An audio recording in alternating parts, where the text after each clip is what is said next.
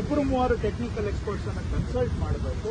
ಅದರ ಆಧಾರದ ಮೇಲೆ ನಾವು ಒಬ್ಬ ಜನರಲ್ ಅಡ್ಮಿನಿಸ್ಟ್ರೇಟರ್ ಆಗಿ ನಾವು ತೀರ್ಮಾನ ಮಾಡಬಹುದು ಯಾರ್ದು ಸಜೆಷನ್ ಸೂಕ್ತ ಅಂತ. ಅದನ್ನ ಅನುಷ್ಠಾನಕ್ಕೆ ತರುವಂತದ್ದು ಮಾಡ್ತೇವೆ. ಹಿಂದೆ ಅವರು ಏನ್ ಮಾಡಿದ್ದಾರೆ ಬಿಟ್ಟಿದ್ದಾರೆ ಅದ್ರ ಬಗ್ಗೆ ನಾನು ಮಾತಾಡ್ಲಿಕ್ಕೆ ಹೋಗಲ್ಲ. ನಾವು ಹೇಳ್ತಾ ಇದ್ದೇವೆ 300 ಕೋಟಿ ರೂಪಾಯಿ ಮಾಡಬೇಕು ಅಂತ ಮುಖ್ಯಮಂತ್ರಿಗಳು ಹೇಳಿದ್ದಾರೆ. ಅದಕ್ಕೆ ನಮ್ಮ ಸರ್ಕಾರ ಬರ್ತದೆ. ಇದಕ್ಕೀಗ ನೀವು ವೈಜ್ಞಾನಿಕವಾಗಿ ಏನಾದರೂ ಸಮೀಕ್ಷೆ ಇಂಥದ್ದೇನಾದರೂ ಹೇಳಿದ್ರಲ್ಲ, ನಿಮ್ಮ ಮುಂದೆನೆ ಅವರು ವಿವರಣೆ ಕೊಟ್ಟಿದ್ದಾರೆ. ಮದ್ರಾಸ್ನ ಇಂಡಿಯನ್ ಇನ್ಸ್ಟಿಟ್ಯೂಟ್ ಆಫ್ ಟೆಕ್ನಾಲಜಿ ಅವರು ಕೆಲವು ಶಿಫಾರಸುಗಳನ್ನ ಕೊಟ್ಟಿದ್ದಾರೆ. ಈಗ ಕಲ್ಲು ಹಾಕುವಂತಹದ್ದಾದ್ರೆ 100 ಮೀಟರ್ಗೆ 1.5 ಕೋಟಿಯಷ್ಟು ಆಗತ್ತೆ. ಈಗ ಅವರು ಕೊಟ್ಟಿರೋ ಸಜೆಷನ್ ನೋಡಿದ್ರೆ 100 ಮೀಟರ್ಗೆ 15 ಕೋಟಿ ಆಗುತ್ತೆ. ಇದನ್ನು ಕೂಡ ನಾವು ಸಾಧಕ ಬಾಧಕ ನೋಡಬೇಕು. ಖರ್ಚು ಮಾಡುವಾಗ ಎಷ್ಟು ಅದರ ರಿಸಲ್ಟ್ ಏನು, ರಿಸಲ್ಟ್ಗೆ ತಕ್ಕ ಹಾಗೆ ಖರ್ಚು ಮಾಡುವಂಥದ್ದೆಲ್ಲ ಇರುತ್ತೆ. ಸೊ ಅವರು ಹೇಳ್ತಾ ಇದ್ದಾರೆ ಮೆಡ್ರಾಸ್ನ IIT ಅವರು ಕೆಲವು ರೆಕಮೆಂಡೇಶನ್ ಕೊಟ್ಟಿದ್ದಾರೆ ಅಂತ.